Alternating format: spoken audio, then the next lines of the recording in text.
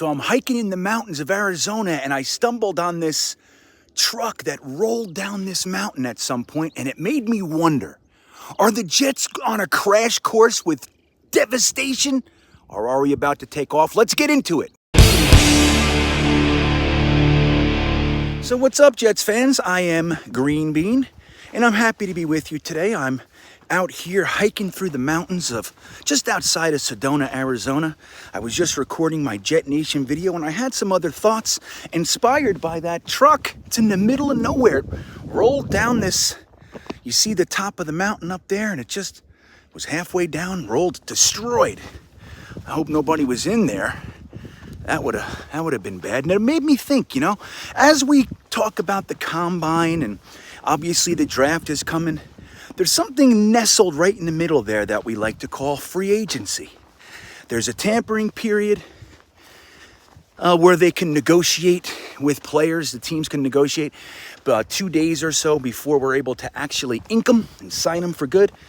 And the Jets have had some bad luck with this in the past. Anthony Barr comes to mind, where we've had agreements from players, and we were all happy and psyched. And then they decided, you know what? I don't want to do that anymore.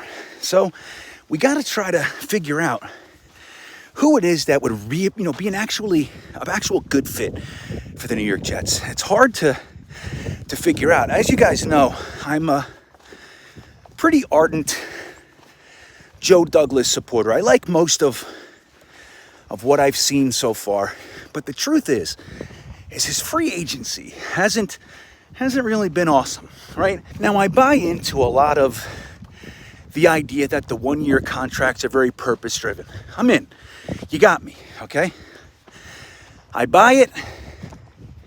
I like the idea of needing players to fill roles, high-risk, low-reward kind of guys, or low-risk, high-reward kind of guys.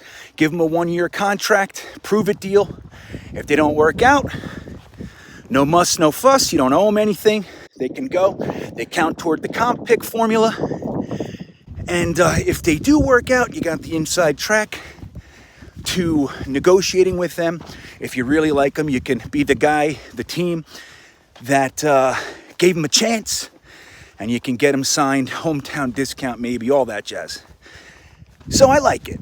But the truth is, the guys that he's committed to, and let's just use two examples, Corey Davis and Carl Lawson. They were our first really big free agent signings in the Joe Douglas tenure so far. He goes out and he signs potential number one wide receiver, a former first-round pick, top 10 pick, and he starts dropping passes, fumbling. A couple of Zach Wilson's picks were directly related to passes that should have been receptions by Corey Davis. We know that. And then you got Carl Lawson, who wasn't excited about Carl Lawson? I think we were all pretty excited about Carl Lawson, and we all know the story. He ruptures his Achilles. So you look at Joe Douglas's free agency, and you got the one-year contracts. Not many of those guys have worked out. So like Perryman, Gerard Davis, those types of guys. Yeah, it's great. They're in and out. Pierre Desir, it's fine. But you would like at least one or two to maybe stick. I don't think it's so much the position. I don't think it really even matters. I mean, we could go cornerback. We could go safety. We could go wide receiver. We could go right guard. We could even go, reserve tackles, all these guys. So many positions. But it's not about which one. It has nothing to do with that.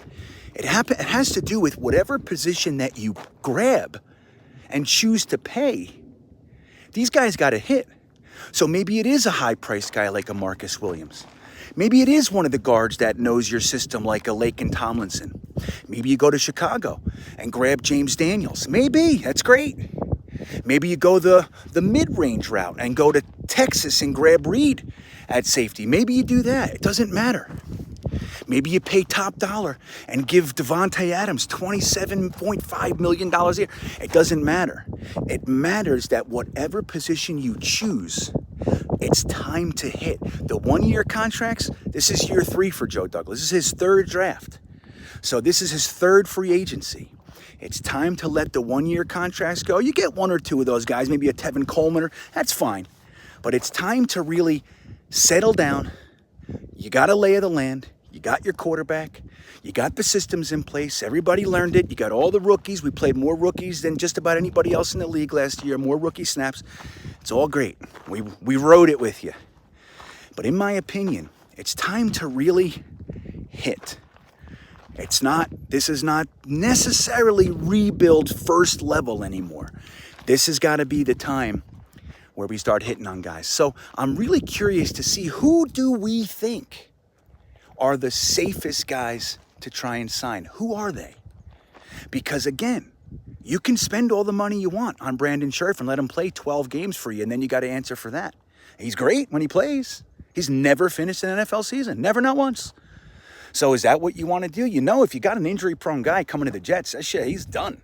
He's getting injured. He's not going to come to the Jets and then all of a sudden turn the corner. It's not what happens for us. That's not real. So who is it? That's what we have to talk about. That's what we got to make sure Joe Douglas is as focused as he can be on. If you go out there and you sign 2 free agents, that's it.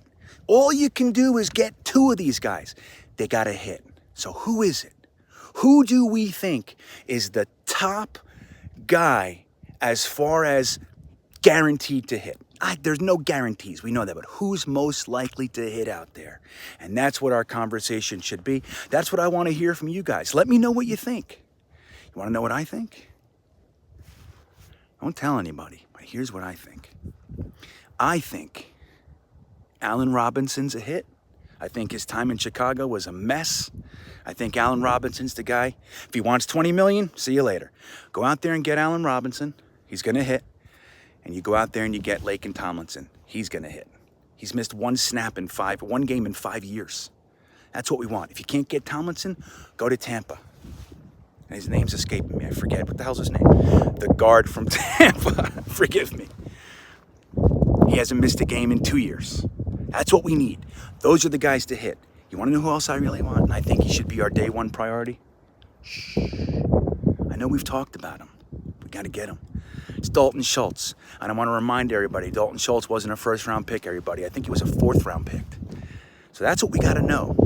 These third, fourth, fifth-round picks that all of a sudden we want to go out there and pay $20 million a year in free agency, dude, we can get them in the draft. We got to go out there and make our third to sixth rounders hit.